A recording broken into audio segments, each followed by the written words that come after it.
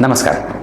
एक बार फिर से उपस्थित हूँ आप सबके सामने आज के कार्यक्रम में। ये रविवार का कार्यक्रम मुख्यतया जहाँ मैं आपसे संस्कारों पे चर्चा करता हूँ। आज के संस्कार, ये 8वां संस्कार है। इसके पहले मैंने आपको अगर प्लेलिस्ट में जाकर के देखना है, आप देख सकते हैं प्लेलिस्ट में 16 संस्कारों पे एक अलग टैब बना हुआ है। आप उस पर विभिन्न जो मैंने अभी तक के संस्कार बनाए हैं उसमें वो शामिल है, वो वीडियो उसमें रखे हैं। आज के कार्यक्रम में आपसे चर्चा करने वाला हूँ वपन क्रिया, मतलब चूड़ाकरण संस्कार। और इस संस्कार की स्तुति इसको वस्तुतः कब किया जाता है?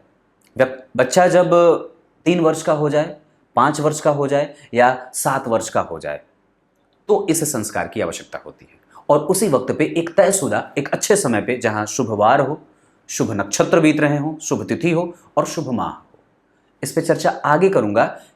उसके लिए एक अलग कार्यक्रम होगा। तो उस समय पे ये चूड़ाकरण संस्कार किया जाता है। यह है क्या? हमारे शरीर के भीतरी हिस्से में और बाहर ऊपर मध्य में जहां भ्रमर बनते हैं ना, भ्रमर जिसको कि हम लोग बोलते हैं कि 2 टिक हो जाए, यहाँ पे जहां पे पंडित जी लोग शिखा छोड़ते हैं, शिखा का स्थान, वहां पे संपूर्ण हमारे शरीर की नाड़ियों का और संधियों का मेल हुआ है। मतलब यहाँ पे संपूर्ण जो है वो, अब इसको तो ये कहा जा सकता है कि वहां पे संपूर्ण शक्तियां केंद्रित हैं, जिसे अधिपतियों का मर्म स्थान कहा जाता है, जिसे अधिपतियों का मर्म स्थान कहा जाता है। और उस जगह की सुरक्षा के लिए ही इस संस्कार की आवश्यकता है। अब उससे होगा क्या, बताता हूं। उससे जो जातक जिसका चूड़ाकरण संस्कार किया जा रहा है वो रूप से, तेज से, ऐश्वर्य से, बल से, पराक्रम से, पौरुषत्व से मजबूत होता है, धन से। और उसमें ये इच्छा पिता के द्वारा जाहिर की जाती है कि हे बालक, हे पुत्र, मैं तेरे रूप, यश, गुण, सम्मान, पद, प्रतिष्ठा, तेरे आयु की वृद्धि के लिए, तेरे यश की वृद्धि के लिए, तेरे पौरुषत्व और तेरे जननांगों को बिना किसी संक्रमण से मुक्त होने के लिए, इसको कोई संक्रमण ना लगे और उसकी जो आने वाली संतति हो, एक पिता अपने पुत्र के लिए और उसके पुत्र के लिए भी यहीं पे आवाहन कर बैठता है कि मेरी संतति की संतति जो आने वाली है। अब ये जरा सोच के देखना, हमारे ऋषियों के पास कितनी दूरदृष्टिता थी। एक बच्चा जो 3 वर्ष का है, उसके संतति के बारे में हमारे ऋषियों ने 35 साल पहले सोच रखा। बच्चा 30 साल का हो जाए तो विवाह हो, फिर बच्चे पैदा हो, 25 साल का हो जाए तो विवाह हो, फिर बच्चे पैदा हो, तो आखिर जननांग की सुरक्षा रहेगी तभी तो, और वो एक श्रेष्ठ संतति पैदा करे। इस वजह से इन संस्कारों की आवश्यकता पड़ती है। एक बात बताता हूं, जो व्यक्ति संस्कारों की रक्षा नहीं कर सका है, जो व्यक्ति संस्कारों से विहीन है, वो निसंदेह अपने धर्म से विहीन है और खुद को भी वो पहचान नहीं पाया है।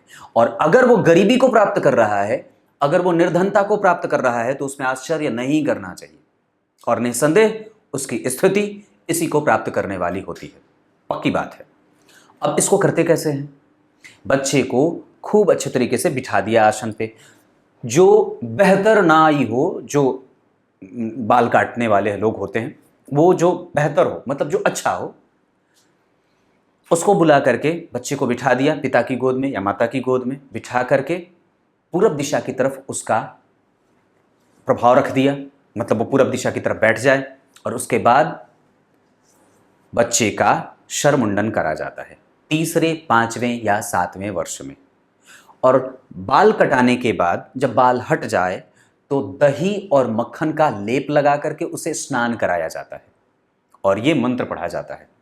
ये मंत्र है, नि वर्तयाम आयुषे अन्नादाय प्रजननाय रायस्पोषाय सुप्रजास्त्वाय सुवीर्याय।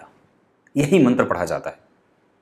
मंत्र पढ़ते रहना है और उसको स्नान भी कराते रहना है। और उसके बाद उसको घर में अगर ठाकुर जी की पूजा हो जाए, सत्यनारायण भगवान की कथा हो जाए, गणेश जी की पूजा हो गए, माता रानी की पूजा हो जाए, बस यही है वो संस्कार। ये छोटे छोटे संस्कार। अब एक बात और भी है, जरा समझना, आपके विवाह में जो छोटे छोटे जो रस्म और रिवाज निभाए जाते हैं वो बड़े अतुलनीय होते हैं और वो बड़े मर्मस्पर्शी भी होते हैं, वो दिल को छूने वाले होते हैं। तो कोई इस पे भरोसा करता है और कोई नहीं करता है, लेकिन जो करता है वो अपने संस्कारों को मजबूत करता हुआ चल रहा है।